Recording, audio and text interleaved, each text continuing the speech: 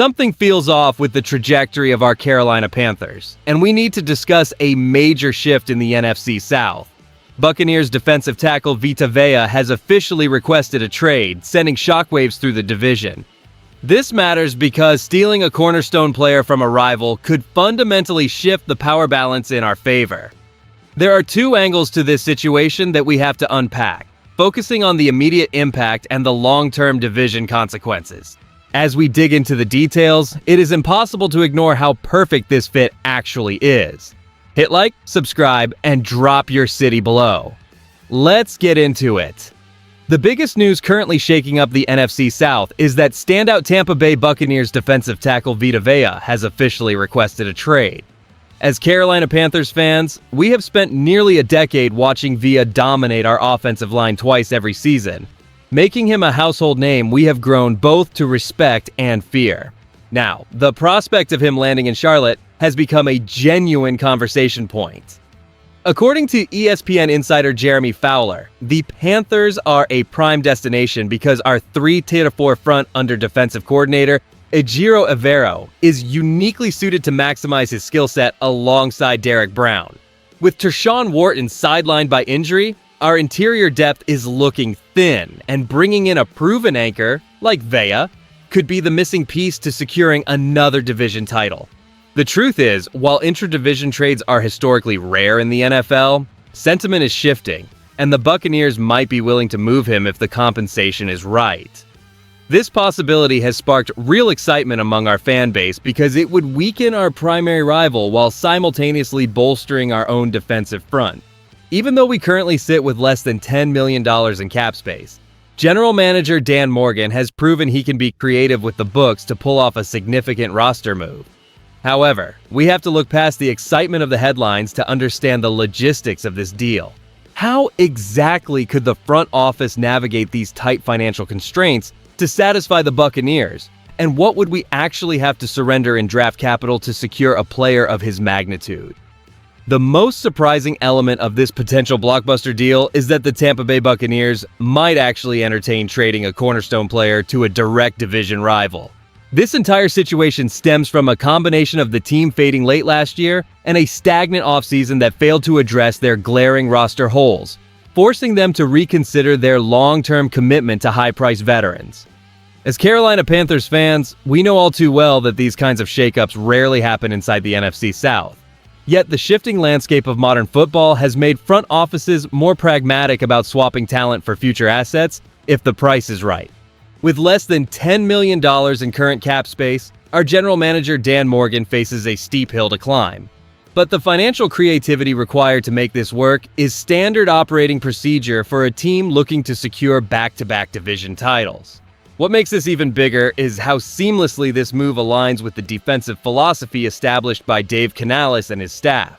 While our depth at defensive tackle has taken a hit due to the recent injury to Tershawn Wharton, bringing in a proven anchor would provide the stability we desperately need alongside Derek Brown. Historical precedent suggests that these types of mid-season adjustments can either revitalize a championship window or create unnecessary turmoil. Yet the potential to neutralize a division opponent while simultaneously bolstering our own front seven is an opportunity too rare to overlook. Behind closed doors, leadership is likely weighing the immediate impact on our pass rush against the long-term salary cap implications of absorbing such a massive contract. Moving beyond the initial shock of this trade request, we have to examine the deeper strategy here. Here's what people are missing about why this potential acquisition is so vital for our immediate future. We are currently facing a significant void on our defensive front following the injury to Tershawn Wharton, which leaves our interior rotation dangerously thin and inexperienced. Bringing in a veteran of his caliber would not just fill a spot, it would fundamentally transform our defensive identity under the system employed by Ejiro Evero. While our current cap space sits at less than $10 million, General Manager Dan Morgan has proven he can navigate complex financial waters to secure the assets we truly need. Integrating a player who has anchored a division rival for nearly a decade would force a massive shift in our upcoming divisional matchups against Tampa Bay. By stripping away their primary defensive anchor, we weaken their defensive structure while simultaneously fortifying our own. effectively swinging the pendulum of power in the NFC South back in our favor. This is not merely about adding a name to the roster. It is about directly impeding the progress of the team standing between us and a repeat division title. If we manage to pair such a proven force alongside Derek Brown, we would create one of the most formidable interior walls in the league.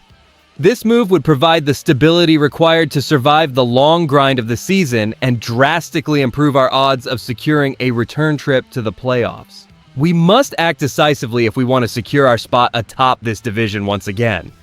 Acquiring Vita Vea would immediately transform our defensive front into the most imposing unit in the division. By placing him alongside Derek Brown, we would dominate the trenches and force opposing quarterbacks into uncomfortable situations. The upside is clear. We gain a proven playmaker while simultaneously weakening a primary rival. However, the downside remains significant because our current cap space is under $10 million, necessitating creative financial maneuvering by GM Dan Morgan. Trading for a star player while we already have unproven depth is a gamble that could jeopardize our long-term flexibility. Here's the thing nobody wants to say. While ESPN insider Jeremy Fowler suggests this is a perfect fit for Ejiro Evero's 3-4 front, intra-division trades are historically rare for a reason. Teams are often reluctant to provide a direct competitor with the exact piece they need to secure a title. While rumors connect us to various interior options, adding a player of this caliber requires us to part with valuable draft assets that could otherwise address our needs at the edge. My honest take here is that while the synergy of pairing him with Brown is undeniably tempting, we must remain grounded. The hype surrounding this potential deal feels slightly overblown given the massive financial hurdle and the sheer difficulty of prying such a talent away from a division foe. If we sacrifice our future for a short-term boost, we better be certain that this move elevates us to a championship level. We need to be measured in our approach, ensuring that any personnel change truly serves the long-term vision for our roster, rather than just creating a flashy headline during the offseason. When you synthesize this blockbuster trade request with the current state of our roster, the picture that emerges is one of a franchise ready to aggressively seize control of the NFC South. This potential move signals a clear departure from cautious building toward a win-now mentality that prioritizes weakening our primary divisional rivals while fortifying the trenches for Dave Canales. And that changes everything regarding our outlook for the coming seasons. As Carolina Panthers fans, we should feel genuinely optimistic because securing a premier talent like Vita Vea would not only shore up the defensive line alongside Derek Brown, but also provide an immediate championship-caliber anchor for Ejiro Evero to utilize. Having witnessed Vea dominate the line of scrimmage for nearly a decade, we know exactly the kind of disruptive force he brings to a 3-4 front. Investing in such proven star power demonstrates that David Tepper and the front office are fully committed to building a sustainable, top-tier defense that can dictate the tempo of games against the Buccaneers and beyond. It is the type of bold, decisive leadership that transforms a competitive roster into a legitimate title contender. We have the pieces in place to make this work, and the strategic advantage of pulling a cornerstone player from Tampa Bay is simply too significant for the organization to pass up. Now, I have to ask you, would you be willing to part with significant draft capital to finalize a trade for Vita Vea right now? If you enjoyed the video, do not forget to like it and subscribe to the channel. Keep pounding. I'll see you in the next one.